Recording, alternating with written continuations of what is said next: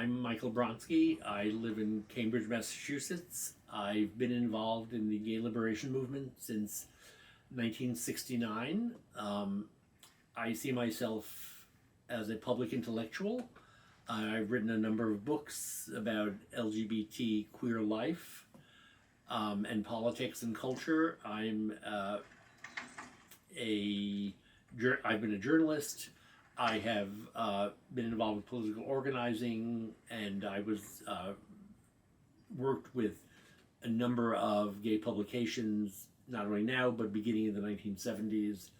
I'm also professor of the practice in activism and media at Harvard University, where I teach 2 classes a year on issues of gender and sexuality and culture. I think it's really useful, to think about history. There's a line in a book called Dialectic of Sex by Shulamith Firestone, which she says, she uses Marx and Engels. She says it's important to realize that history is not a series of snapshots, it's a motion picture, it's a film. So I think I think we tend to, and we're taught in school, right? We're taught, these are the Puritans, this is Plymouth Rock, these are Thanksgiving, this is John Adams signing the Declaration of Independence, right? But in fact, these are all connected in very complicated ways. And that I think is really important that whenever you're thinking about whether it's American history or queer history, and I'd argue that American history is queer history and queer history is, in fact, American history, to realize that it's all on a continuum, and it's all interconnected in ways, and it's interconnected in ways we don't even think about, and we don't even see sometimes until we really begin to make the connections. Right. So I think it's really important to go back to your question, even before the Puritans, there were the Spanish, there were the French, there were, and these are all, and I think it's an important point to make, right? They were all often accompanied by Christian missionaries on a Christian mission. They brought over very distinct French and Spanish forms of Catholicism. The Puritans brought over a very distinct form of Protestantism that was actually that for them was a dissenting religion, because they were actually leaving England because they didn't like Anglicanism, right? Right. But that I think it's really important to realize that people don't think about that these, for the most part, even for the Puritans, these were actually mercantile endeavors, right? These were actually ships coming over to make money, to do trading, to find gold, right? So not only do they bring over Christianity in various forms to a country that had no notion of Christianity whatsoever, but they also brought over capitalism, and which clearly native peoples in this country traded. They had their own economies, but it wasn't European capitalism.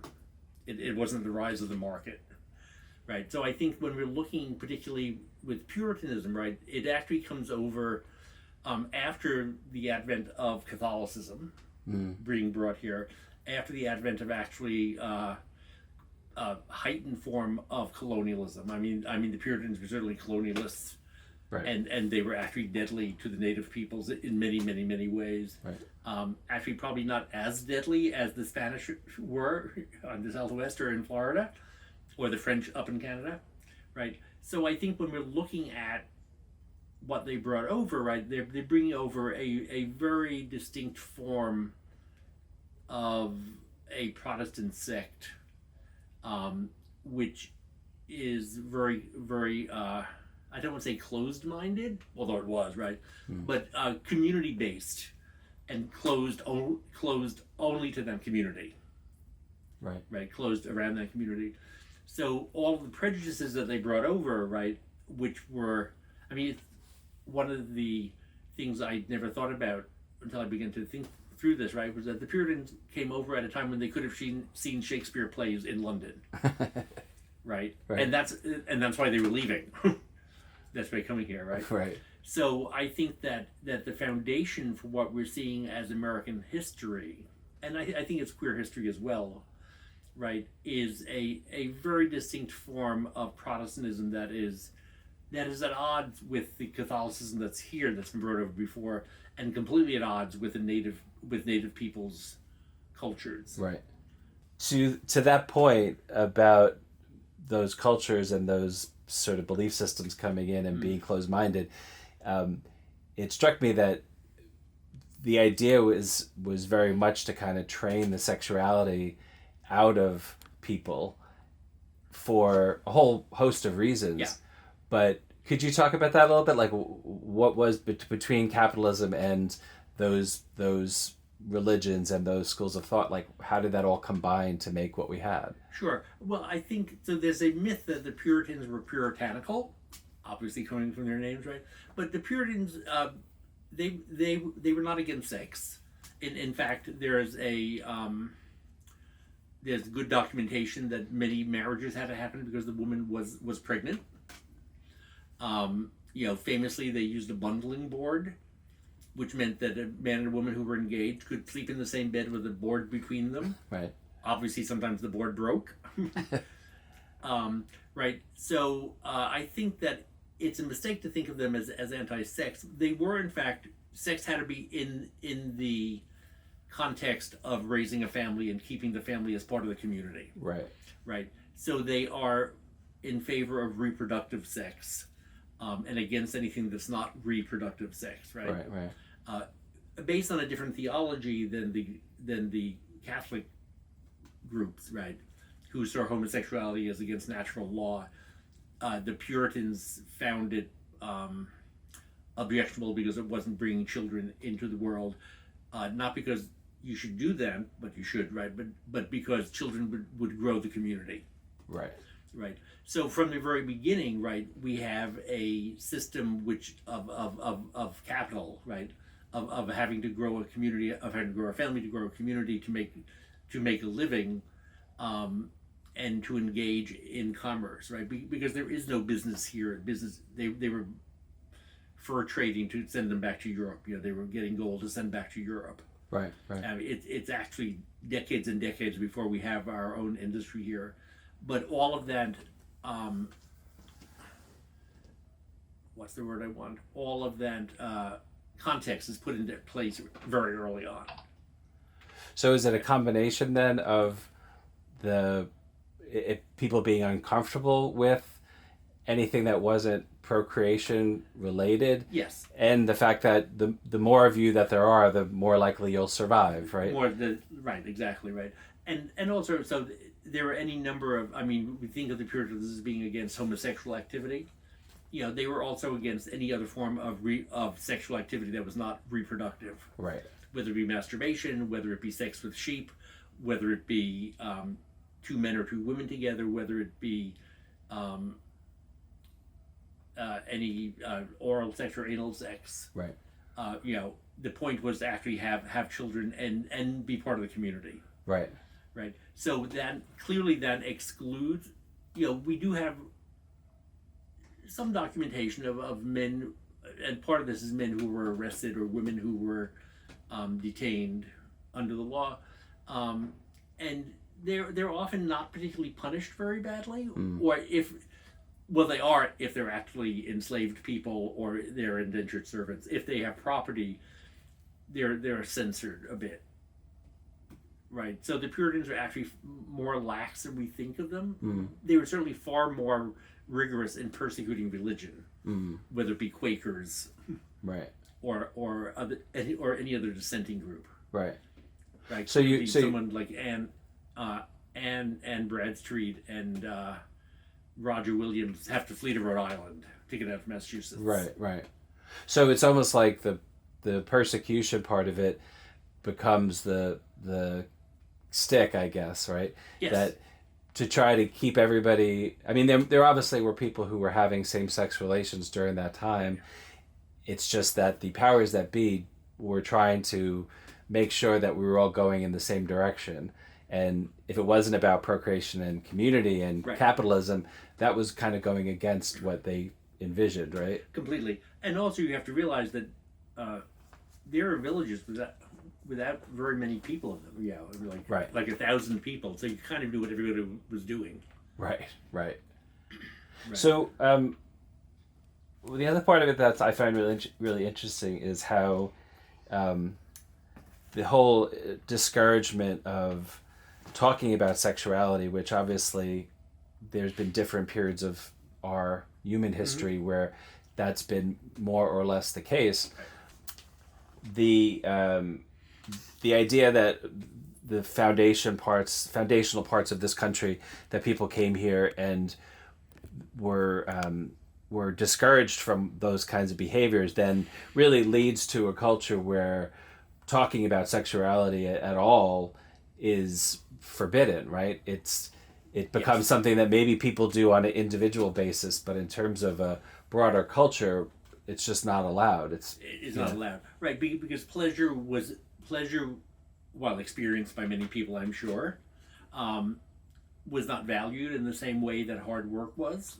And it's understandable, right? Because you need to actually get enough crops to get through the winter, because if you're in New Hampshire, it's going to be 25 or 30 degrees below zero for 4 months. Right. So without a basis of speaking about individual freedom, right, which is contrary to actually building a family and building a community, without the basis of actually speaking about human pleasure as an end to itself, right, because human pleasure does not have to be reproductive, right. We actually see over a period of years, right, and also I think it's really important to point out that all of these people are very white. They're very Anglo, right. Even when we see that later on in the history, right, when we see Irish immigrants or Italian immigrants, they aren't even considered white for years and years. They're actually considered not black, but they're not considered white, right? And certainly there are major historical circumstances that pit the English against the Spanish and the French, because they had been at war for centuries. Sure. Right. So for the basis of what we think of as American culture, right, we actually don't have a basis to build upon that values pleasure or the individual. Right. Yeah, I've been learning a lot about Eastern religions and Tantra and all of these things, and realizing how opposition they are to Christianity and the mindset that goes into sexuality and pleasure. The other thought that I have with this is around how sodomy became a point at which they could use to ban something and sort of call it all sorts of things that would make people feel shame about it, right. And then have something to back it up with by referencing religion, when sometimes that was the case, sometimes it didn't really make sense, but that was their logic for it. You realize in reading your book that it's a really large part of like how people get everybody on one side about being against it, and here we are hundreds of years later, and now it's something that gets talked about all the time, and is talked about with straight couples and whatever it might be. Could you just talk about like how instituting that as a something worth being prosecuted, like how did that cause so many people to kind of be against same-sex activity? Or Sure, and I think the use of the word sodomy is interesting, right? Because it had it comes from English common law. It comes from the Buggery Act under Henry VIII, right? And before that, it came from canon law, right? And it came essentially from, I would argue, gross misreadings of a few passages in the Gospels, and a misreading of a few passages from the Hebrew texts, from the Hebrew Bible. But sodomy had various meanings. It often meant, it didn't necessarily meant, today we have, its meaning is anal sex, or anal penal sex, right? In the past, it could mean sex with animals. It could mean sex with two people that were not reproductive. It pretty much any sex that was not reproductive. And let me do that again. Any sex that was not reproductive could be called sodomy, and each colony had its own definition. There was a while where Rhode Island had a law that actually forbade lesbian activity under sodomy. Then they sort of dropped it. But I think what we see with what's the word I want? The specter of sodomy, right? The sort of threat of sodomy to the community was that it wasn't reproductive, right? But also it also set up a system of thinking in which there were sodomites and there were the good people, and that was that was a clear divide. I mean, that later gets divided more. There were like good women and loose women. There were, you know, good people and white people. Often the good people were white and the bad people were not white. And you always want to be on the right side of the law. Right. And then when you institute laws, right? I mean, one thing I say in class that students are amazed by, right, the word disorderly, because there are laws that actually say that you cannot be disorderly in public, literally means out of the order. Right. Out of the accepted order, right? It is disorderly. Right. So sodomy is you know, a Latin term, theological term that became a legal term that actually is a cudgel, and it's a very effective cudgel. Let me do that again. It's been a very effective cudgel legally, but it also symbolically is a way to separate people. Right. And to create categories. Right. And to instill shame and instill shame. Be an other. Right. And also instill shame and actually control behavior. Right. I mean, the best way to control people's behavior is to not have them do anything to begin with. Right. Rather than punish them later. Right. So if people feel shame and they don't act on it, you're ahead of the game before you have to actually punish them for it. Right. And then everybody's carrying that around with them all the time. Yeah. You talk in the book about a couple of sort of industries and fields that had significant impacts on the development of same-sex activity, and the idea that media and entertainment over the course of our country's history really was responsible for letting other people know that basically that they weren't alone, right? And that all of those different forms of media, newspapers, eventually, you know, literature, theater, whatever it might be, it was both good in terms of getting people to be aware that they were kind of, you know, not alone in the world, but it also perpetuated a lot of myths and stereotypes in a lot of cases, right? We've certainly experienced that over the course of Hollywood, and I had to laugh watching the Academy Awards the other night that they're all patting themselves on the back for being so progressive, but meanwhile, it's a industry that has so many cliches and sexism and homophobia. You know, I'm curious from your perspective, like early on with media itself and literature and theater, like how did those things present to the populace, and the ideas and maybe some examples of things that let people know that this was okay, that this wasn't something that was outside the norm, you know, really. Right. Well, I think it's a great question, right? I think it's important to make a distinction between private sexualities and public sexualities and community formation, right? Because everybody who knows what people did in private, and I'm sure they wouldn't want us to know what they did in private, right? Because it was illegal, right? Then there's a public identity, but there's also, I think, when private sexuality, private behaviors become more public, and then the public can lend itself to media representations, and that's when you begin to see the formation of a community, right? Because media is often people, if not working together like in theater, right? It is in fact a story or a newspaper that is read by people. So there's a communication beyond just one person or two people. Right. So I think, you know, that even if you go back to the Puritans, right, you see Shakespeare's plays where there are, because of convention of the time, men playing women, and, you know, any number of sexual puns that even today we'd find sort of outrageous, some of them. But I think that when you're looking at the development over time of technologies, whether it be the technology of a very public theater or of movies or of television, or these days social media, right? that what we see in America and in England to some degree, I'm not sure about other European countries, right? We see a proliferation of images that people can relate to, and that actually builds the community, right? Now, the other that's the pro side, right?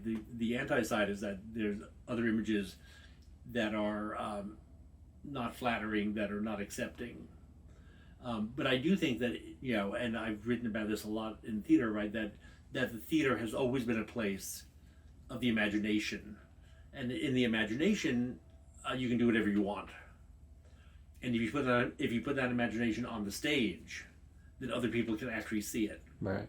So part of what I think when we're looking at media in terms of homosexuality and portrayals or representation or promotion of, right, it really is a matter of the imagination being made public. Mm-hmm. Right. And ironically, right, the imagination could be made public in religious settings as well. Only they've chosen to go the other route and be public about what we consider homophobic. Does that answer your question? Yeah. And then, I mean, the impact of different writers, and in particular Walt Whitman, that you can look back on it now and see that it was kind of revolutionary, the things he was saying and putting out there. And I'm curious, like, what effect did he have as a whole on the country and on literature, and that he's still relevant to us? Yeah. No, well, Whitman is, I mean, there are so many contradictions here, right? Whitman is the great American poet. He actually defines democracy. He actually argues that, in fact, individual sexuality and what he calls adhesiveness between men, he's not very interested in women at all, particularly. Right. Right, is actually the basis for a democratic ideal. On the other hand, Whitman not only didn't ever come out, which would have been difficult in the 1870s or 1860s, right? But he actually denied that he was a lover of men. When John Addison Symonds writes him and says, "Is this what you mean in the poems?" He said, no. I believe he says he has 16 children or something that he's had with various women. Right. But I think what he gets at, and I think it's really important that it happens in the mid-19th century, right? At a point when the country is in a horrible, bloody civil war, right? And I think you can't underestimate the effect of wars, whether it be the Revolutionary War, the Civil War, even the Vietnam War, and World War I and World War II, right? On changing gender roles, challenging gender roles, right? Right. And when we think about Whitman and the valorization of the male body and of adhesiveness or of comradeship, right? And Whitman indeed was nursing men who were dying during the Civil War, right? That it's intimately connected with this image of the fragile male body that needs to be taken care of. Very much a contradiction of the American male body before this, which had been the revolutionary fighter, Davy Crockett, Daniel Boone, Paul Bunyan, right? So the importance of Whitman was that he really understood not only homosexuality and relationships between men, but he understood the fragility of the male body and how important that was, and how important it was to take care of that body. And I think that's what really still strikes a chord among readers, right? The incredible sensitivity. Right. And I think it's interesting, right, that when we look at Whitman's time period, at the same time period, we see a host of lesbian sculptors who are actually fashioning these huge monuments to great American men, right? And as their act, as Whitman, excuse me, as Whitman's lionizing the fragile male body, they're actually building monuments to the sturdy male body. And then we see painters like Henry Eakins and other painters, right, showing nudity, showing the male body as being an object to be looked at. right? Because historically men were not looked at in a sexual way in art. Women were, right? Endless pictures of naked women bathing, of women lounging, of women exposed to be looked at. And what Whitman does in the poetry is he says, look at these men. Right. And in previous times, the male body is about strength. Yes. Not fragility. Not fragility at all, right? Interesting. Right. So you also talk a lot about how different wars in this country's history had dramatic impacts on LGBTQ people. Can you talk a little bit about some of the wars and how that played out? The wars really did, it both brought people together, but it also advanced gender roles and changed gender roles. Completely, yeah.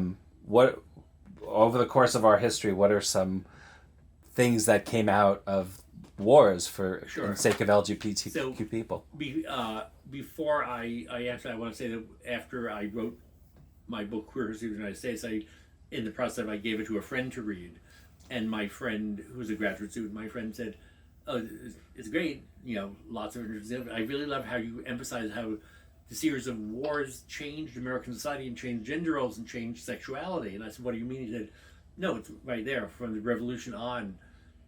And I said, "I don't." And it had never even occurred to me that was the major theme of the book. Yeah. Until after I had written it. Yeah, yeah. So I think it's something that I want to tell a story because I think it's something that we actually don't think about very much. Right. That in fact America has from the very beginning. Right. Was an invasion. Was a series of invasions. Right. And colonial wars. Right. And of course the Revolution was a colonial war against a colonial power. Right. But wars have sort of defined American life, but they've also defined sexuality, but I think sexuality seen through the lens of gender, right? So when the Revolution happened, we were fighting the British to become a free country, and we really had to invent a new American male and a new American female, right? That we really wanted to make a break from British culture, right? So part of what happened during the Revolution was that we actually invented this man. We actually invented the strong frontiersman, the revolutionary fighter. Right. A few decades later, Daniel Boone, Davy Crockett. And I think that really set us apart from England. And, in many ways, it defined American identity as being an individual identity, and people could do whatever they wanted to do, particularly if they were men who'd left the city and gone off to explore. But it also gave women a great reason to be independent. Famously Abigail Adams, who John is in Philadelphia, is actually running the farm, running the business, and making a great deal of money with investments. Right, writes him and says, "Remember the ladies." Mm-hmm. Right, and we see other women. We see an obsession with women cross-dressing, even during the Revolution. Right, that becomes an incredible amount of cross-dressing women. Some of whom may have been trans men, some of whom we know were happily married and fought with their husbands, some of whom may have had non-binary identities. Right. I mean, we actually don't know, right? But what the Civil War did was to give women a chance to fight, but also, to go back to Whitman, right, really emphasize this fragility of the male body. Later on in our history, when we were looking at World War I, which we had an involvement with, not as much as European countries, right, and the UK, but it really set up a system in which, after the war, with the Roaring '20s, right, women found an entirely new set of freedoms. Obviously the example is like the flapper, but also we see an explosion of men exploring different gender roles in the 20s and 30s, like which George Chauncey talks about brilliantly in his book Gay New York, right, of the pansy craze, of really loosening up society. So I think when society reaches a crisis point with a war, things loosen up later. In World War II, we see it vigorously demonstrated, right? Men go off to war. As in all wars, men are killed. Men's bodies become expendable. Men's bodies become cannon fodder. Men become both heroic and very vulnerable. And in the States, women go off and work in the factories. Right? I mean, tragically, men come back and women have to leave their jobs. But and as Alan Barabee talks about in his Coming Out Under Fire book, right? A huge amount of women and men, young people, 18, 19, 20, went off to war, discovered their sexualities, and then came back and came out. And actually, across the country, we see the first formations of lesbian gay communities, whether it be Greenwich Village or North Beach, California, communities in Baltimore, in San Diego, in Los Angeles and Silver Lake, right? All coastal cities where the battleships came back and deposited people who did not want to move back to Kansas, right, or Iowa or Nebraska, right. And again, we see it with the Vietnam War, right? With an a conflict, excuse me, a sort of conflation of the anti-war movement, the counterculture, drug, sex, rock and roll, and feminism allowed gay liberation to happen in 1969. Right. I mean, it's interesting too, thinking that in some sense, people who were interested in their own sex were also drawn to the military because they would be amongst their own, other people like them, and that having grown up in the era of Don't Ask, Don't Tell, it struck me really funny that's there were probably quite a few people who were gay and lesbian and trans who were in the military, but that again, it was a matter of staying in order. Yes, completely. Right? And actually, Lillian Faderman argues that, I believe it's some extraordinary number, like 75 or 80% of women in the Wax and the Waves were lesbians. Right. Right. So I think women, lesbians, or women were more likely to join because they knew that there was lesbianism within the Wax and the Waves. Right. And the SPARS, the Coast Guard part of the military. I think men joined because they were patriotic or because they were drafted, and then found communities there. Right. Right. And and we know, right, that there are relationships that are formed. We know that there are drag shows sponsored by the USO. I know. Which could not be done in Florida now, but they're sponsored by the USO, right? And we know on battleships, right, that there were men dancing with one another, and whether those men were openly gay or closetedly gay or not gay at all, same-sex environments lead to homosocial behaviors, and for some people in those homosocial behaviors that leads to homosexual behaviors. Right. So I think that you cannot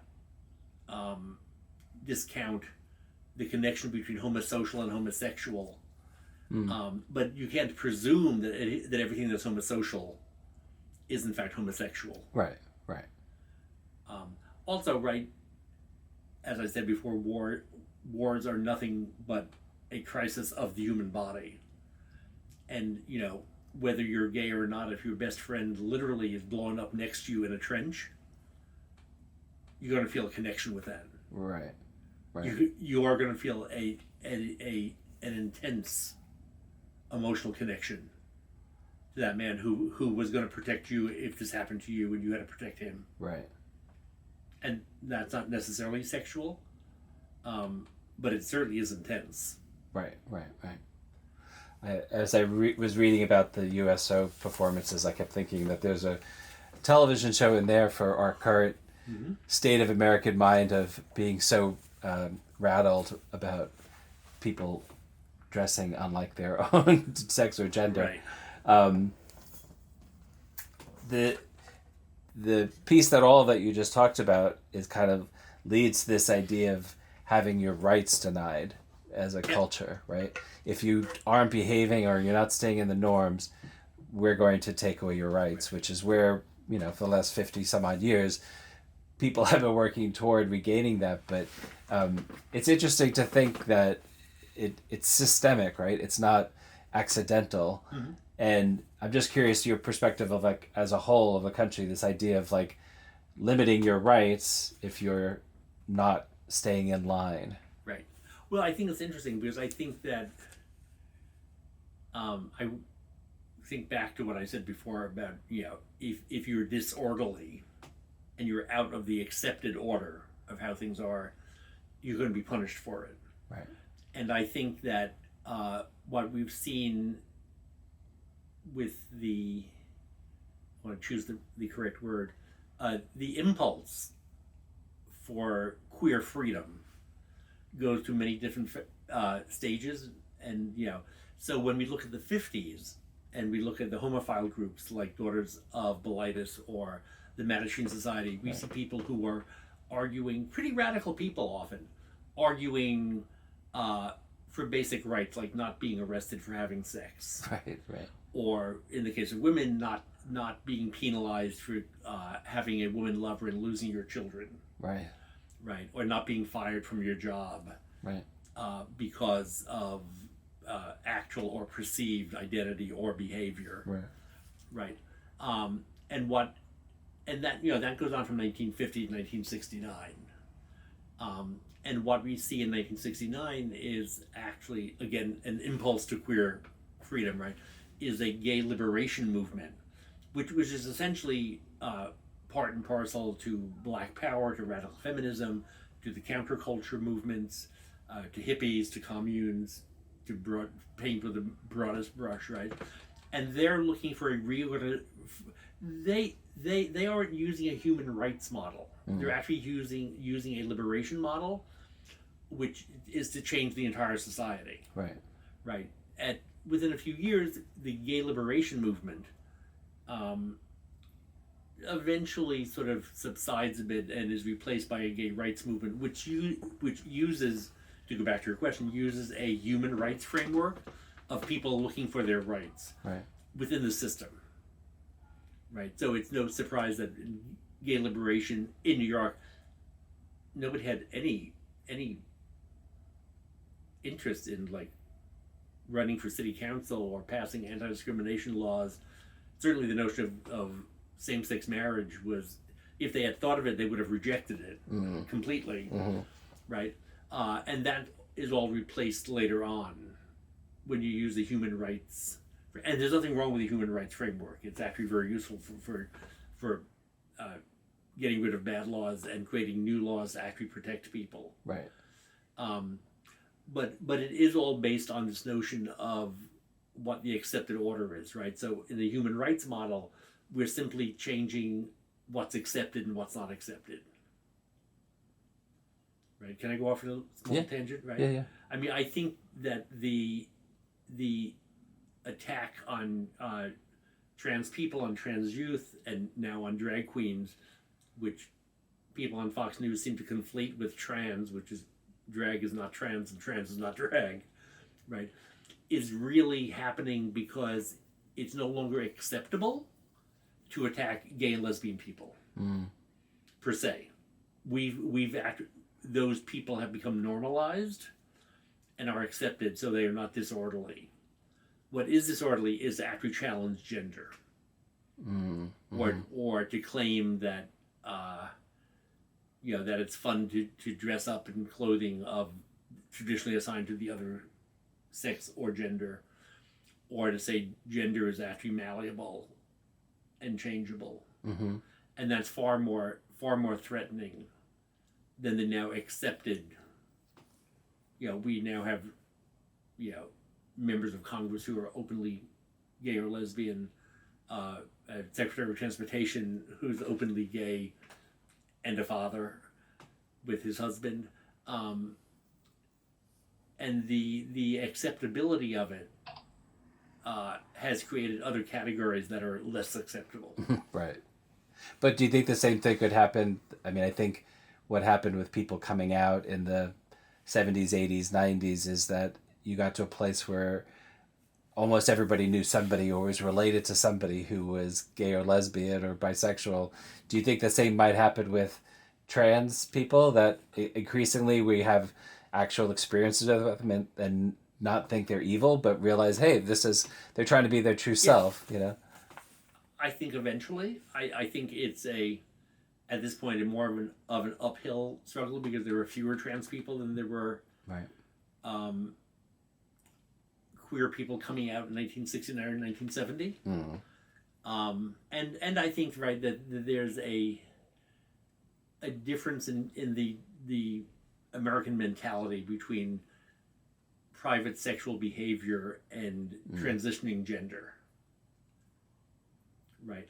What does stay the same, and the arguments stay the same, is the need to protect children. Protect children, I mean, famously, you had the Stranger Danger movies in the 50s about perverted men lurking in playgrounds. Right. And now you have perverted drag queens lurking in public libraries. Right. Right. Or you have to protect children in the classroom by taking out a perfectly lovely book about two male penguins that are raising a child.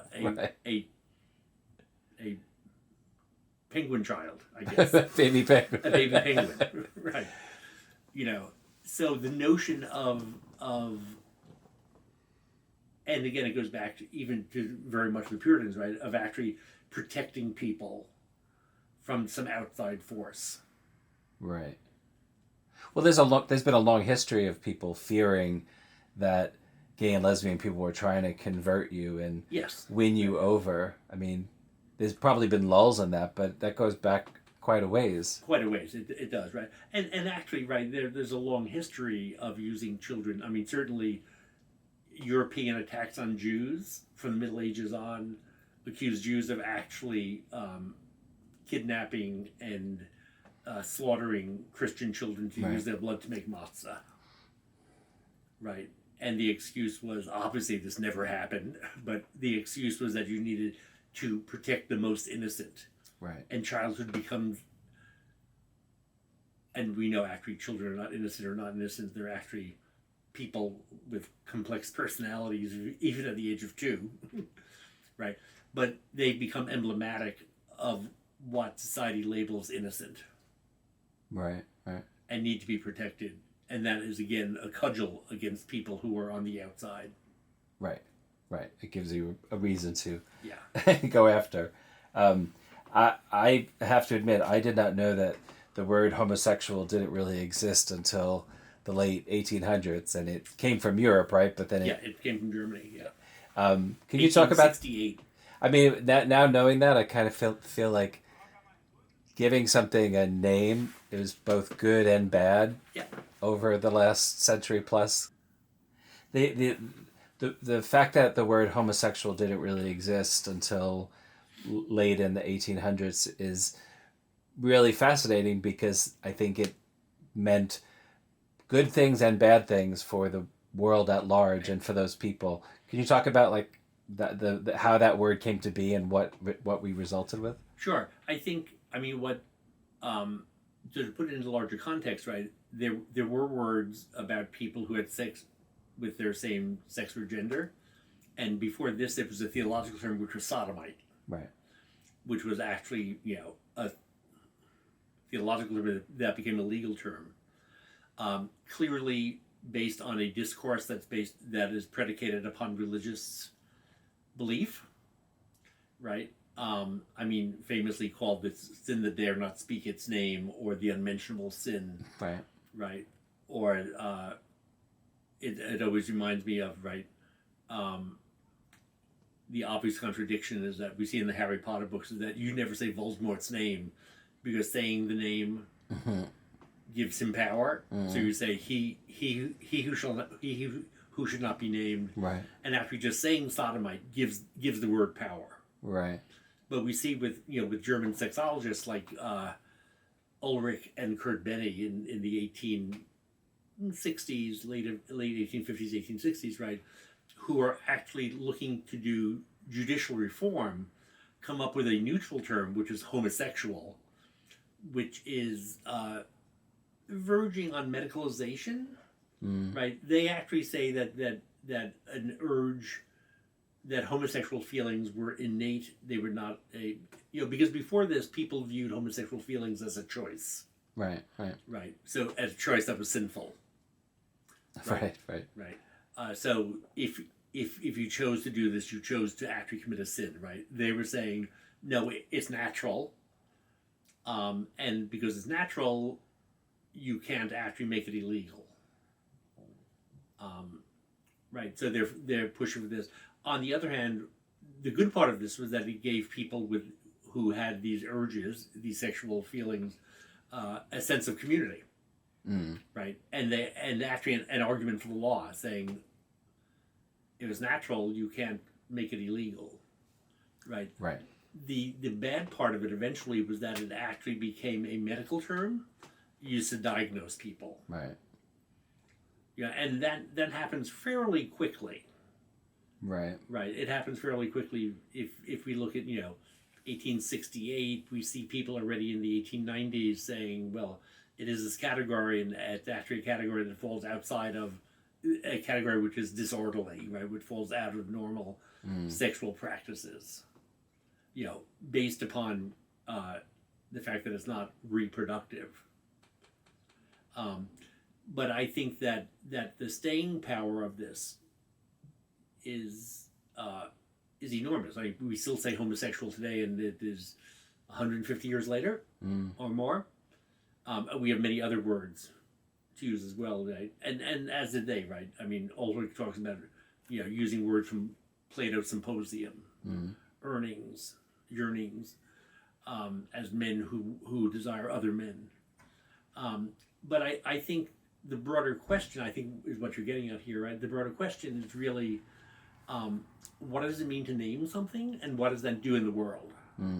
Right? I mean, at some point, right, so the word queer was used in queer communities in the 20s and 30s in a sort of non-judgmental way, right? It becomes pejorative probably in the 40s and 50s, and then is reclaimed by gay men and lesbians in the late 80s, early 90s. And again, when you use the word, it actually creates a category. And it can be useful or not useful. So the category of queer for boys in 8th grade in 1957 was a category you did not want to be in. Right. The same word used in 1991, if you're in Queer Nation, is a term that you want to use. Right. So words are actually used to categorize and to create groups. Right. And also identities, but basically identities within groups, because words name groups. Do you think that's what's going on now?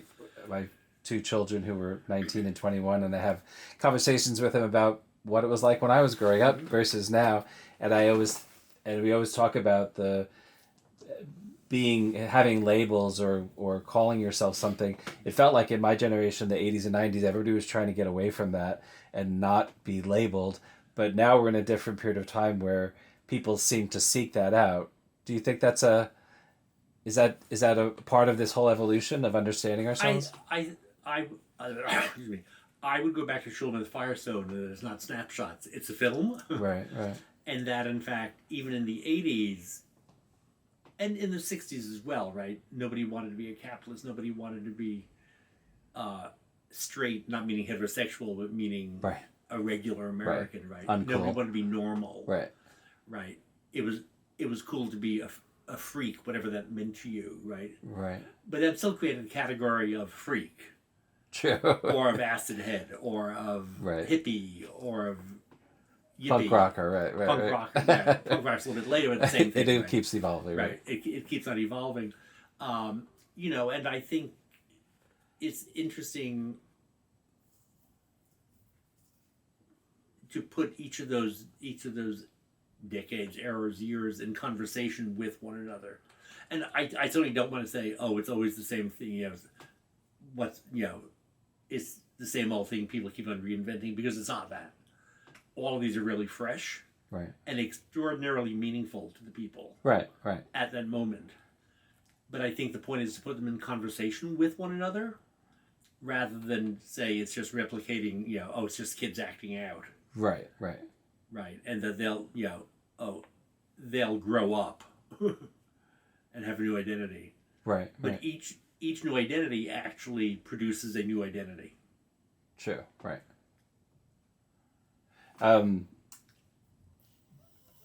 The other part of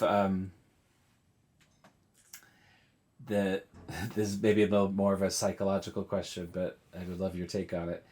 That in a lot of our culture and our world, that we seem to have developed and created a culture where we hope that if we just don't talk about something, it'll go away.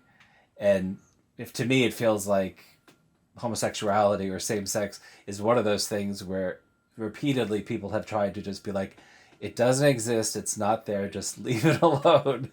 And now I think partly because of the internet and social media, like, you can't put that genie back. I'm curious from a historical point of view of that idea of like our own collective repression and trying to keep it at arm's length so we don't have to deal with it. Right. Well, and I think repression is exactly the right word. Right. Right. In the largest notion of a sort of profoundly Freudian notion of repression, right? Right. So Freud argues, right, that there's a thing called the return of the repressed, which is the more that you repress something, the more it's going to come out. Mm. And the more it's going to be evident, right? Mm-hmm. Because you can't repress it. Right. It is going to be there, right?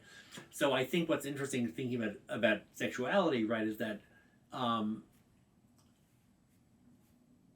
there are different cultural mechanisms for dealing with it. You can oppress it and just arrest people and put them in prison. Mm.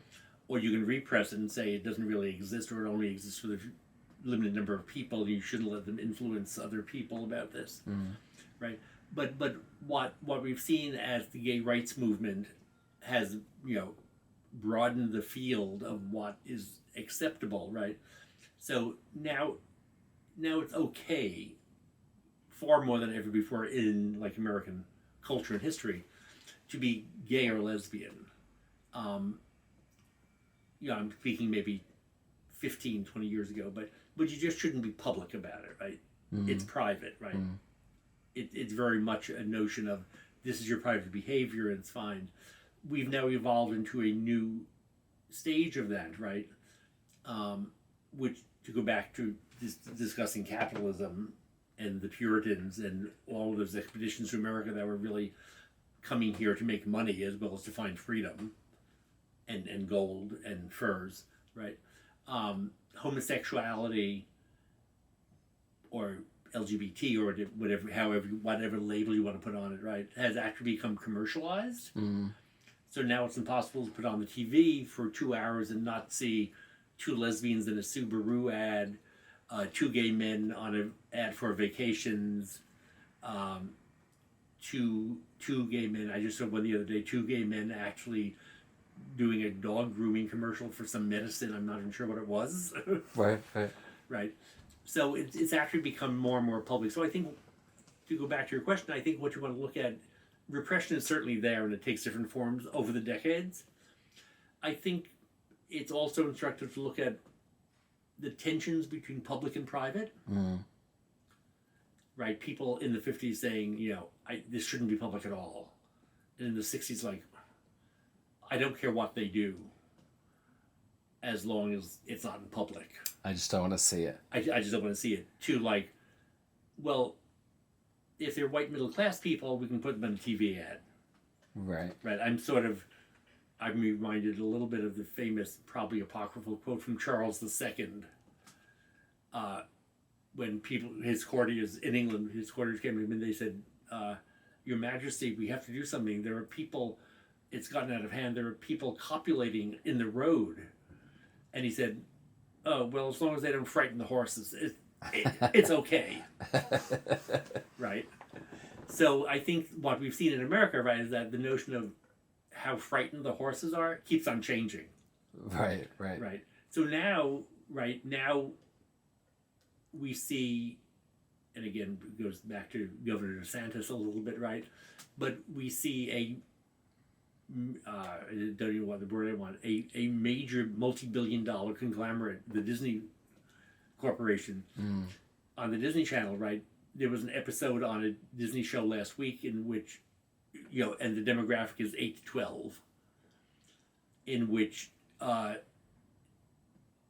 two men, one of whom was a brother of the main character, comes to visit her with his boyfriend, and there's a gay proposal on 5 o'clock in the afternoon on like TV. So I think even today that's pushing the notion of frightening the horses a little bit, but it's acceptable enough for the Disney station to do it. Right. And I'm pretty sure the Disney Corporation is not going to do anything that they don't pretty much know isn't going to be okay on some level. Right. Or that they can get away with. I mean, it does make me think. I have some family members who are a little further to the right than I am, and I would say, I do think that maybe the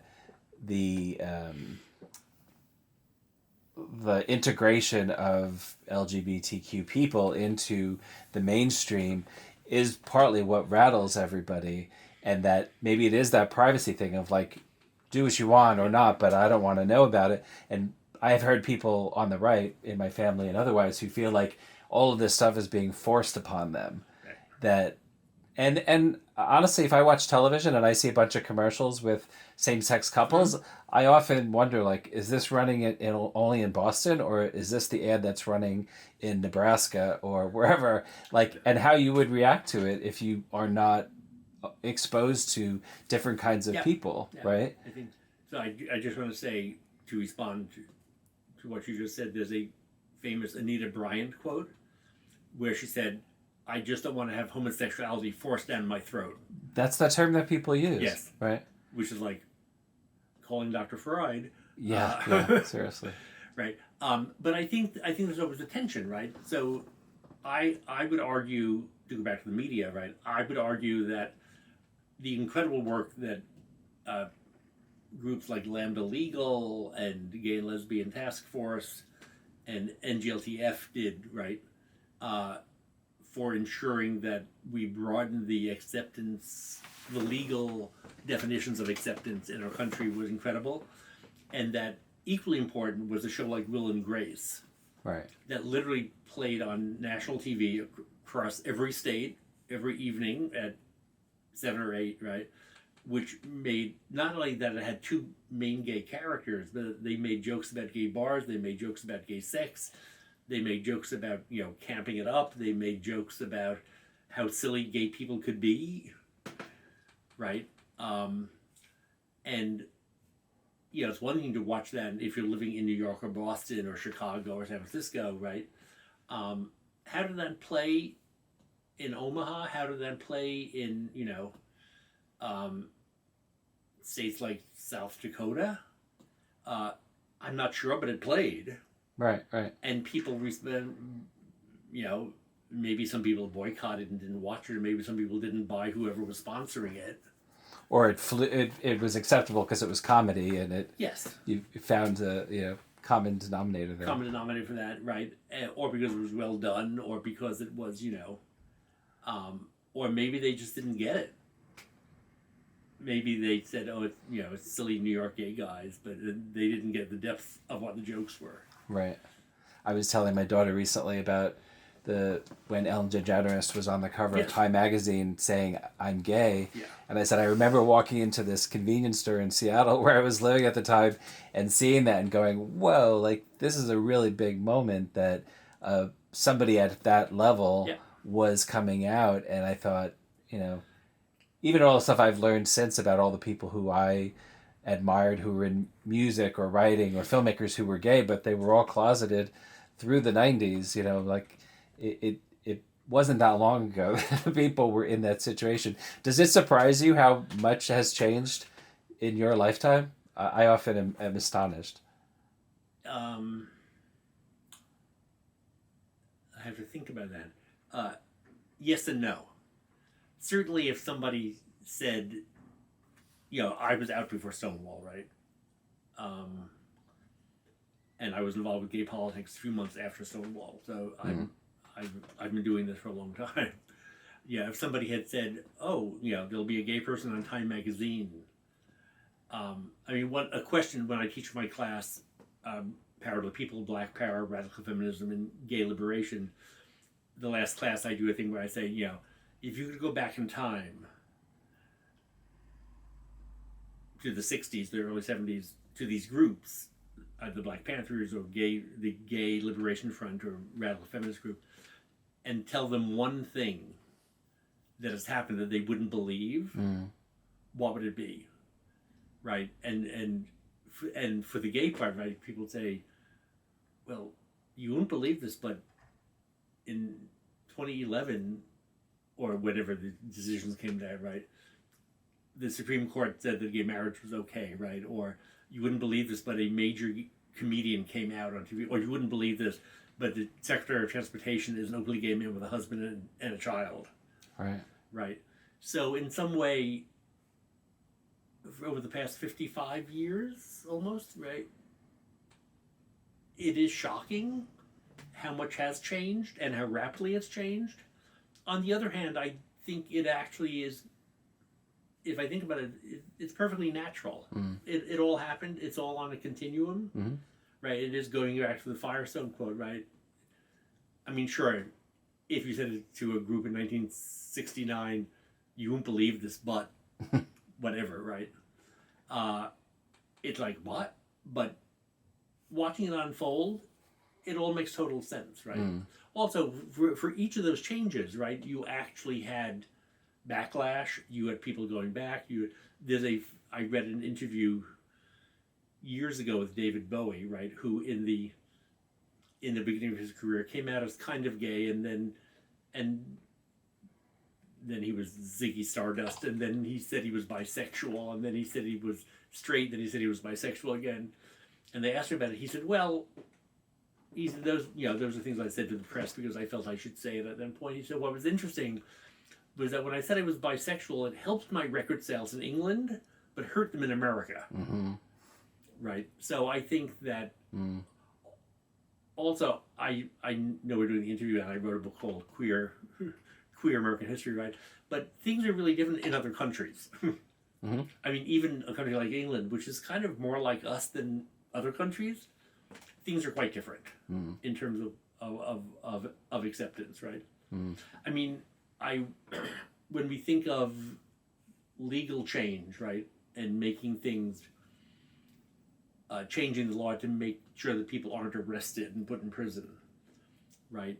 One of the first countries to drop the sodomy laws is France after the Revolution, 1787, I think. And actually, I believe it's like Andorra does it about the same year.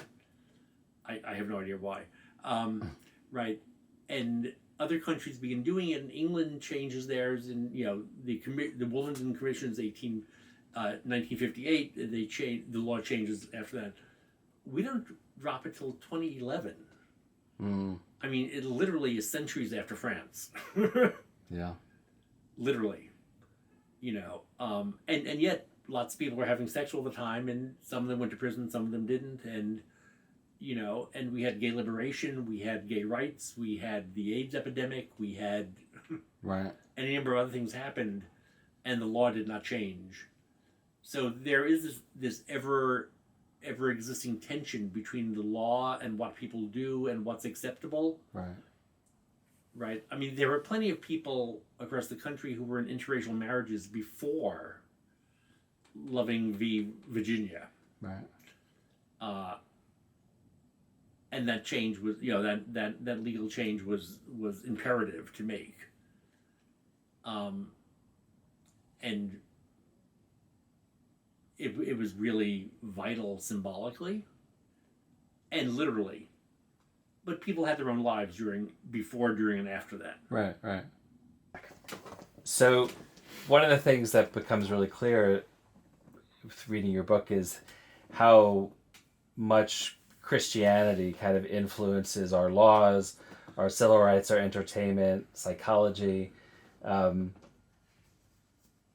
I understand why, and then the other piece of it is, why was there suddenly a much bigger rejection of all of those issues starting in the 40s and 50s and 60s? It's like you did have post-World War II and a different kind of community, but as a culture, why was there this rejection? Was it having been repressed for so long that eventually you pushed back?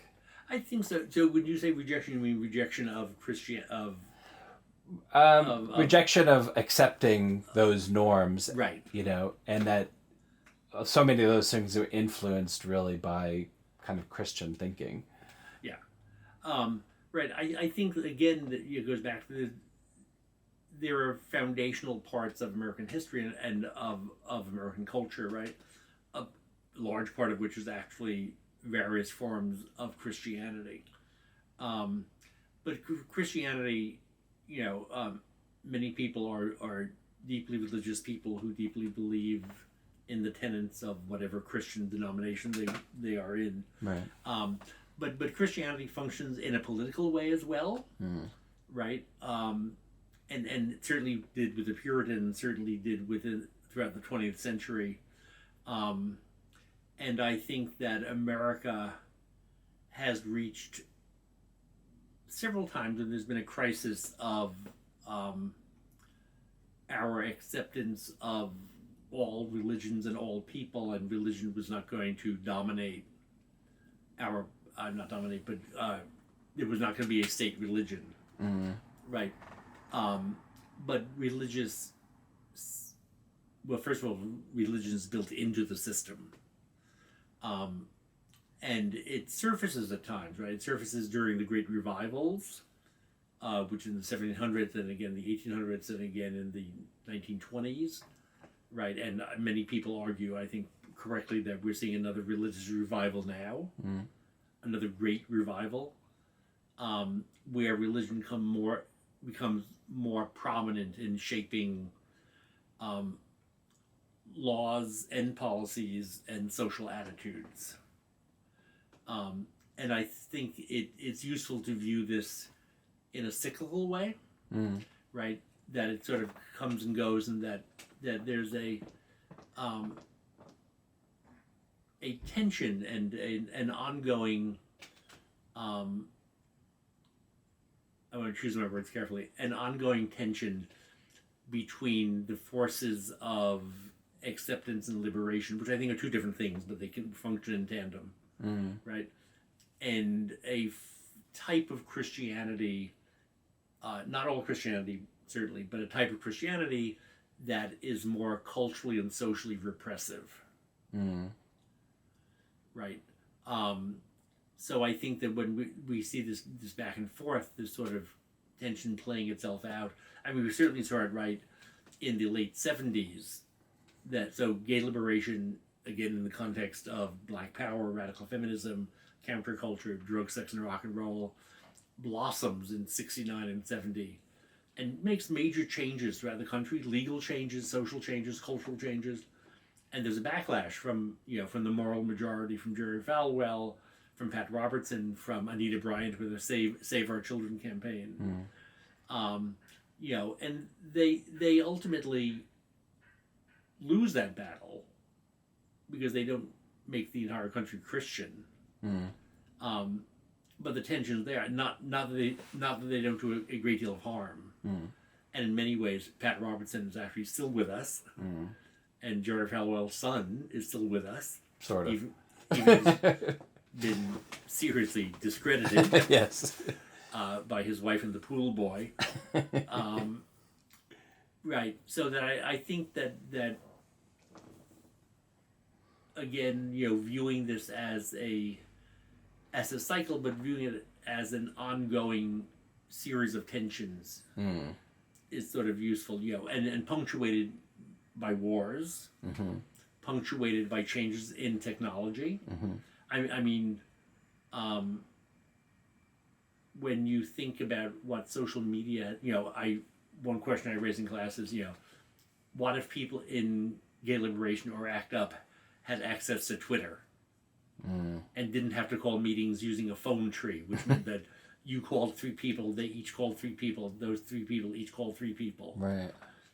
And you put up bulletins on lampposts. Right. I mean, the notion of social media, the notion, I'd argue the notion of the telephone completely changed America. That every home actually had, the notion of television, not the notion, the reality of television, literally bringing the public world into your private home. Right. Certainly television changed the country's feeling about the war in Vietnam. I think more accurately described as the war against Vietnam. Right. Right. So there's this evolving process of various forms of Christianity, which I point out is actually often not a religious belief, but a social, a set of beliefs that inform social policy. Right. I mean, there are some forms of Christianity that are not against LGBTQ people. I mean, actually, the Quakers put out a pamphlet in favor of gay marriage, I believe, in 1962. Right. The Unitarians have never been antagonistic to LGBT. Right. And even even the Pope has recently said, what concern is it of me, to me, that people lead these lives. And then rather remarkably with the Archbishop of Canterbury, and another American cleric said, just because it's immoral doesn't mean that you criminalize it. Right. I mean, astounding to think the Pope would actually get on saying, I said, I'm not giving up what I believe. I just don't think what I believe should be put out for everybody. Right. Which is where we should be. Right? Well, we should have been back in 1635. But yes.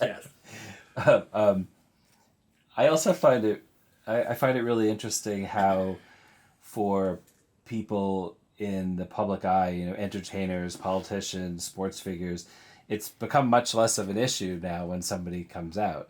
Yeah. It was a very big issue for a long time. I think of, I'm spacing out his name now, during the AIDS crisis, Rock Hudson. He didn't come out, he was outed by that, but the idea that it sort of shook people's world, that somebody that they knew and they thought they understood and knew, now we have a point where people are doing it in different spaces. There's still some realms where it hasn't happened because there's still kind of issues for that, but what does that mean for future generations to be able to see somebody come out like that and not feel like I have to be in the closet, I have to not address who I really am? Yeah. No, I think the rosy view of it is that it's incredible, right? That in fact, people grow up watching the Disney Channel at the age of 6 or 7 and seeing 2 gay men proposing to one another, or seeing there's another Disney show that has an openly trans character. That is just, she's just a character. Yeah. I think that is a change that, a long time coming, of course, right? But that is really fundamental to an evolving notion of American freedom using the media, right? That in fact these images exist and they're being broadcast in, again, like the advent of television, they're being broadcast right into the private home. Right.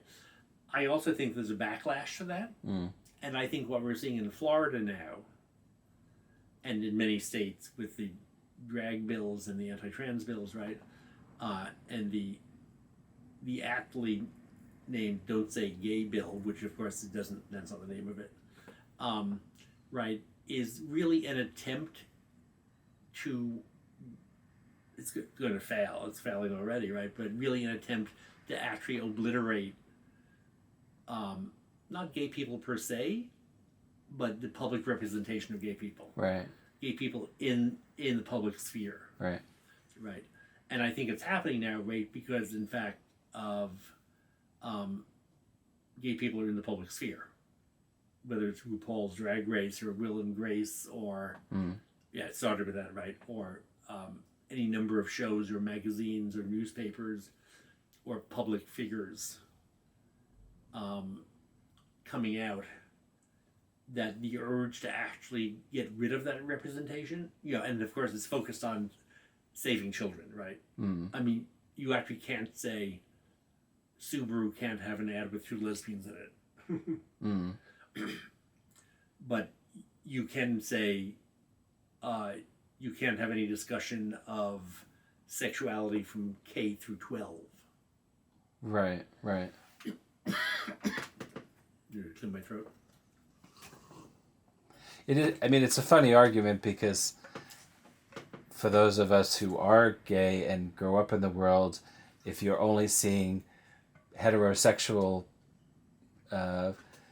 images and portrayals, it doesn't really change your desires. Right. So we still have a ways to go for that understanding of, whether it's we're born that way or nurtured that way, or whatever argument you want to make. That idea that people are trying to convert other people. Yes. Is. But the flaw in your argument is that you're being logical. I know. I know. And right, Can't have that. Right, there's a great passage in Jean-Paul Sartre's book *Anti-Semite and Jew*, where he argues that anti-Semitism is not a belief; it's a passion. Right. So somebody says, "I hate the Jews; they own all the banks." And you can say, well, they actually don't own all the banks. I can prove this to you. Right. They say, well, yes, they own the most important banks. And you can say, well, actually, they don't own the most important bank. And the person says, well, they own the banks that control it. But you say, well, that's not true. And they say, well, that's what I believe. Right. But he says, that's not a belief because it's not based on fact. It's not based on logic. It's actually a passion. Okay. Right.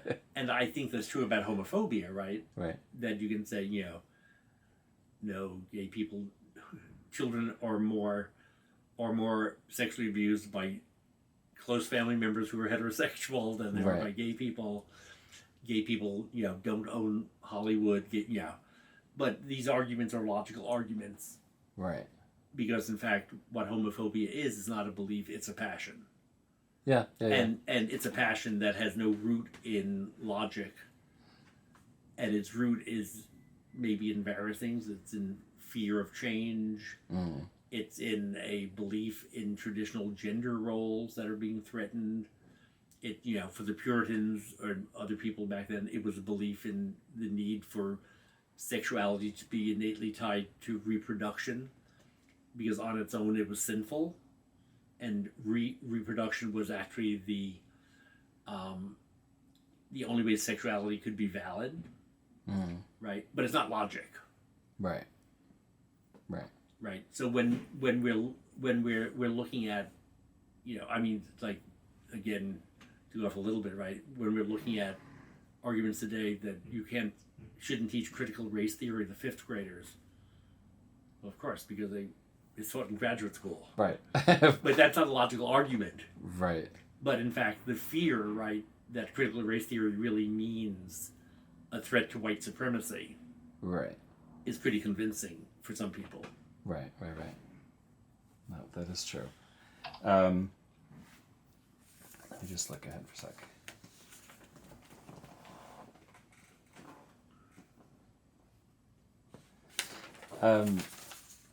The case that you make again about kind of the arts of literature, theater, film, as a place where same-sex characters come to life, all of what's going on now with book banning and book ban lists, got me thinking about that. And you see it when you see people talk about actually be able to see themselves in the art that they consume, right? We're in a different period of time now where there's, there's probably shortage of some things still, but by and large, we all can still find people that we identify with. In terms of the historical part of that, of like how people brought that to life, I read your book about gay pulp novels, and the idea that the way that people were portrayed over time has changed too. I'm curious your take on like how that has evolved both for gay and lesbian literature and arts, and where you kind of see it now in terms of how people are portrayed across all these different media, which there's no shortage of now. Right. I'm just curious of like that history and that change over the course of time. Sure. I mean, I think it's a really interesting change, right? I think that we have, as American culture, right, we've actually, we can trace the roots back to Walt Whitman. We can trace the roots back to Herman Melville, of which there's plenty of queer stuff happening in Moby Dick and the other novels, right? We can certainly see female friendships in a whole host of American novels from the 19th, early 20th century that we might be read as lesbian relationships, right? And often these, as with Walt Whitman or Emily Dickinson, right, these are accepted because people don't want to read them critically, because it's obvious if you read it critically. I have a friend who years ago in the 70s went through several, probably 15 Emily Dickinson biographies and made a list of all the poems that were considered the not very good poems. And every single poem involved sexuality involving other women. Right, so they knew it was there. They just they weren't very good poems. Right. But that's not what Walt Whitman means. Right. He really means love between men is the basis for democracy. Right. Not love between men is the basis for democracy. Right. Right. Right. So, and I think that I think there's a tension that actually plays out throughout all century and a half or many decades, depending on how you want to categorize it, right? That the more social acceptance there is, the more we see of representation, but it's not necessarily a simple dynamic that happens, that there's endless interplay between them, right? And I think there's an evolution in the queer community over the years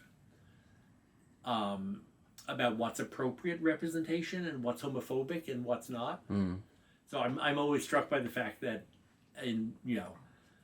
after Stonewall, there were much discussion about, is that a good gay image or a bad gay image? Is that a good representation? Is that homophobic or not? Right? And it's interesting, right, that I'm thinking of two foreign films, right, by the German director Fassbinder, Werner Fassbinder, Fox and His Friends and The Bitter Tears of Petra von Kant, condemned by gay activists as being incredibly homophobic. They picketed them at the Lincoln Center, at the New York Film Festival at Lincoln Center. Both have become classics of gay cinema, right?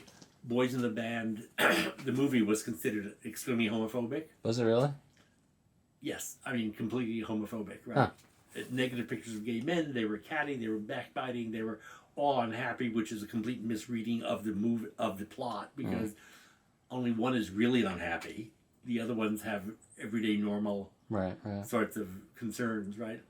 And yet I showed in my Power to the People class, and the class loves it and thinks it's this accurate portrayal and really complicated portrayal of men dealing with issues that are in their life. The class totally relates to the notion of, like, can you be a monogamous couple, which is one of the central themes for the movie, right? So I'm thinking of there's a West Coast writer, Dodie Bellamy, right, who went on a panel about negative representation of women. She said, I'd much rather have complicated representations of women than positive ones. Yeah, and I think as a community, we've actually learned over the years, and not that people can't turn out things that are homophobic, of course, right? But I think as a, to use a very general term, as a broad community, we've actually become more sophisticated in what we're willing to see and accept, and how we can understand art.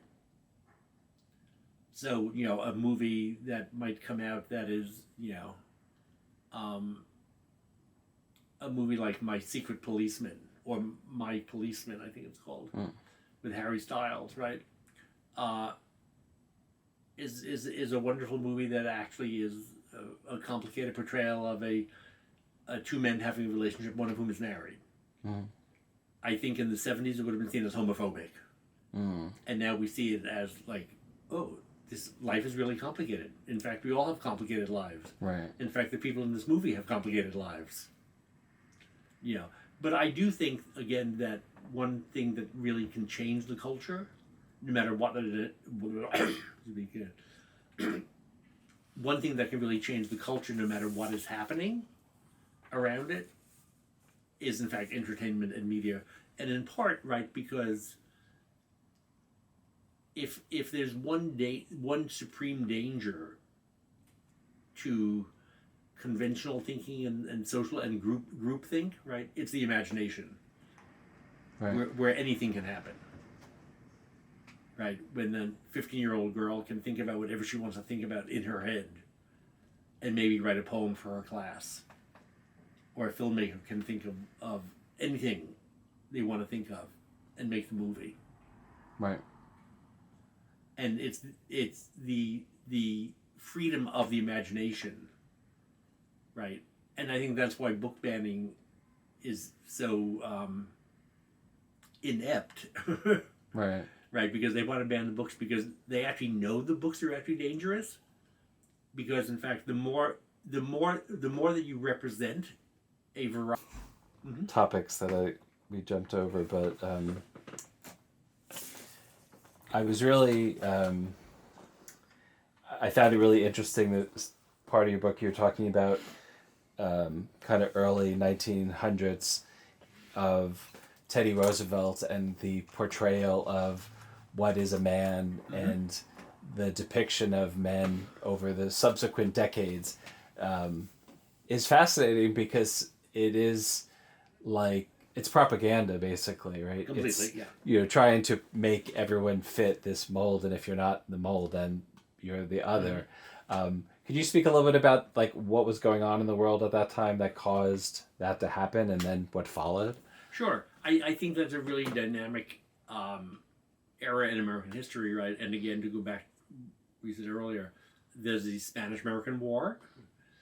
There's the war against the Philippines, right? We're actually, about to go into World War, or we just finished World War One, or we're going into World War, there's a crisis in American culture about masculinity, right? We actually have seen enormous amounts of immigration, particularly, I'm thinking particularly of Irish and Italian immigration, where people are not considered white, so white masculinity is being threatened. Less so by the Swedes and the Norwegians and the Germans, right, who are seen as more white than the Italians or the Irish. Right, we're beginning to see the devastating effects of the lack of progress made during Reconstruction, right? And we see the progressive era, right, where in fact,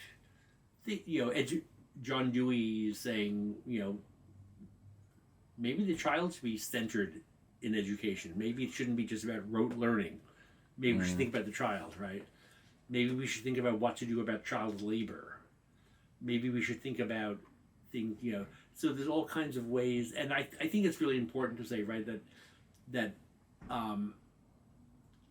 and people do it more and more now than they did 50 years ago, or 30 or 40 years ago, right? But I think you can track changes in sexuality and in homosexuality in the development of queer communities without looking really intensely at gender changes that are happening. Whether these people are being affected by sexual activity or not. So when we're looking at someone like Teddy Roosevelt, right, and you think about the two other characters, figures come to mind. One's a character, one's a human, right?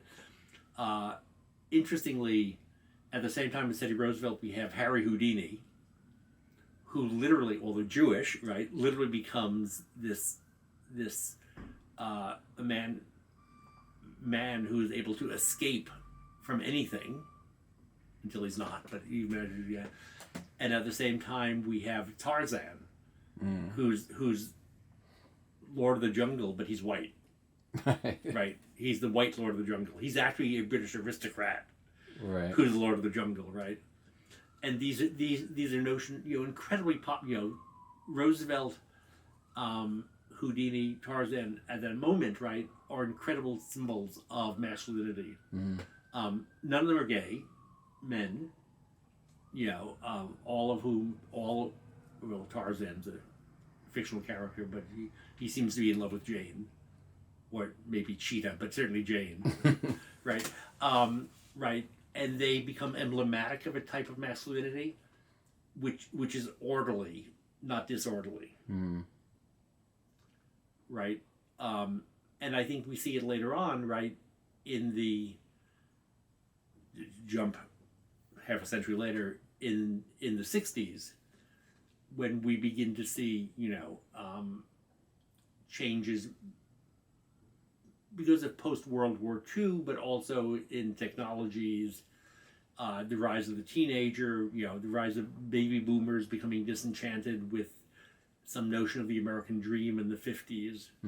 Right, there's a book by I can't think of her name now, about the nostalgia and the American family. And her opening line is, "Leave It to Beaver was not a documentary." Right, but what we see in the 60s, right, is this enormous change because of feminism, because of rock and roll, because of changing styles, because of a rejection of pre-World War II conventionality, right, of gender roles, right? Men can wear earrings, men can have long hair, men can wear flowered shirts and not be gay, right? Women can have sexual freedom, women can actually go off and, embark on new careers, they can go into politics. And all of those gender shifts are integral to the advent of gay liberation and then gay rights. So while we can, while we all know that sex and gender are different, and we all know that there are fluctuations in everybody for sexuality and for gender, they are excuse me, let me sorry. They are directly tied to one another, and historically, the more women are free in a culture, the more homosexuality and same-sex behaviors will be accepted in the culture. Why is that? I think because heterosexual men have less prominence in the culture.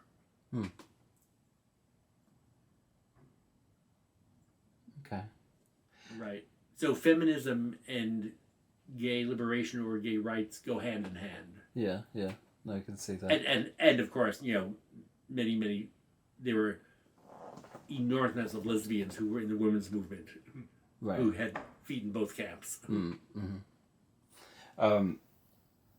Could you explain a little bit about what the social purity movement was, and how did it affect LGBTQ people? Sure, that's actually a great question, and I think it's a really complicated answer. I think this, what we call the social purity movement, really arises sort of before and after the Civil War, and it really is a movement in America, right,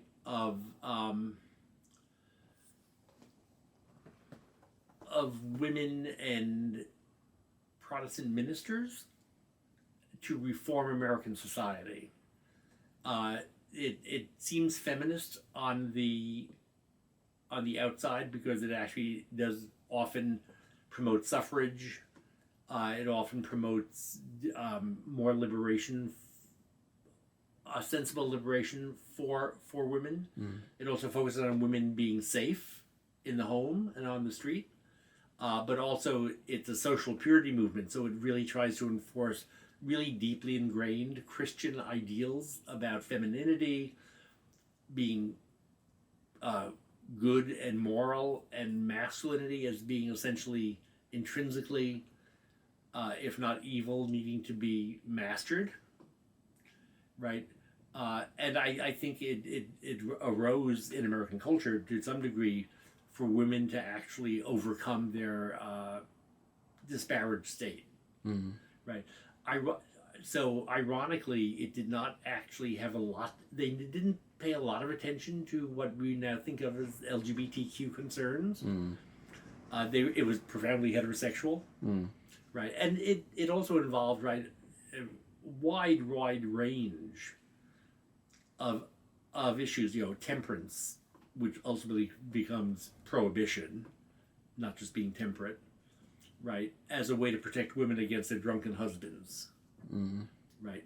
And indeed, right, with working conditions being what they were and men being horribly abused at work, men probably did drink too much, and the saloon actually became a place for them to hang out, and they probably did beat their wives and children. So temperance made a lot of sense, right? It also involved a regulation of sexuality that we see in any number of ways.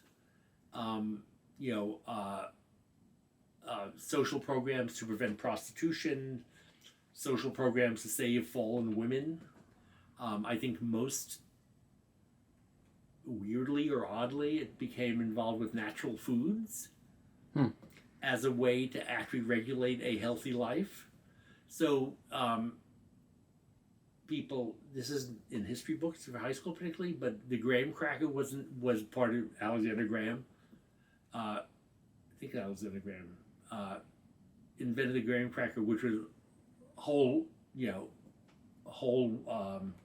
graham wheat, right, as a way to prevent masturbation, because it would make you healthy and you wouldn't need to, because masturbation was actually self-pollution. Right, so in fact, the graham cracker and other natural foods were to regulate sexuality. It always seemed odd to me because it sort of explains s'mores and Boy Scouts. Also, it's important to point out that, in fact, the graham cracker thing didn't really work. I was going to say. Yeah. I don't think Nice try, Mr. Graham. But they are delicious, though. they are very good. They are very good. But I haven't found them to do that. And s'mores are great. But, I have one last question about current, more gay community or lifestyle is. What do you think? What impact do you think all of the hookup apps and dating apps are having? There's fewer gay bars in a lot of cities now, and people are looking to find each other online as kind of a quick thing. But it strikes me whenever Adam and I are out someplace amongst other gay men or lesbian women, the feeling like there's a community there that is basically impossible to recreate online. I'm curious your thoughts about like what is good about them or what's not great about them. Well, I think it's important to realize that community doesn't happen. You have to make it. So if people bemoan, oh, everybody's on apps, nobody's at the bar, well, you have to go to the bar. You actually have to create a community dance. You have to create a community potluck. Right. Right. I think that sort of bemoaning the digital age or bemoaning social media as destroying what was there before, it's changed it, right?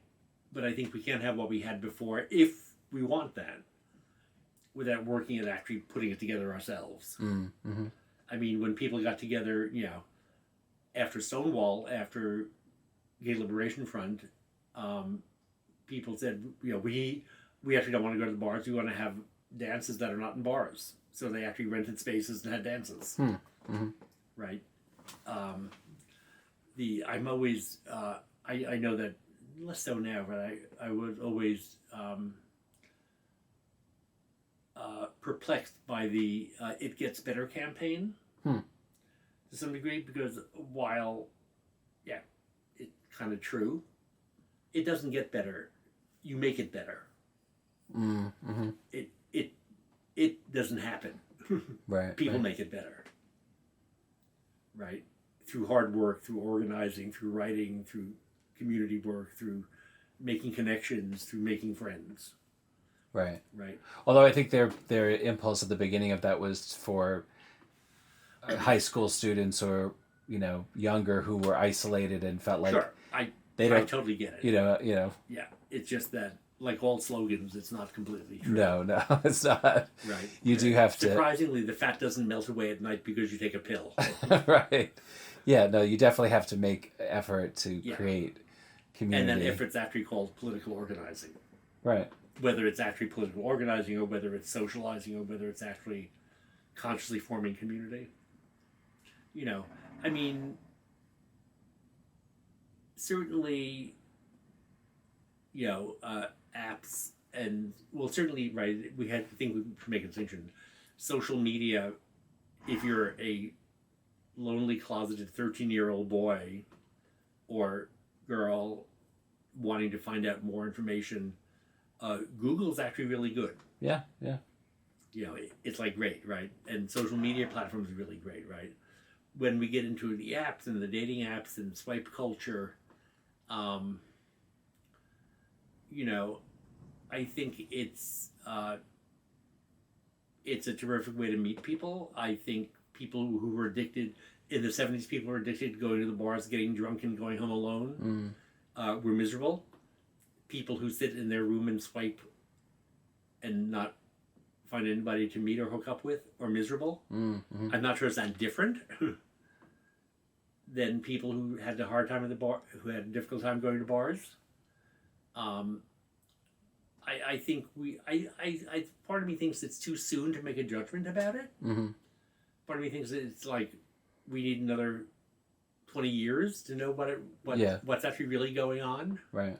I made the argument not against it, but kind of weary of it at first. Mm-hmm. But now I think I always think like, well, how did people meet people before? It was like at a bar or at their job or at their school, and it was sort of on the street. Or on the street, and it was just like the randomness of who you happen to meet. Yeah. And there is something interesting about, at least on the dating side and somewhat on the sexual side, of like finding people that are kind of in your tribe already. Yeah.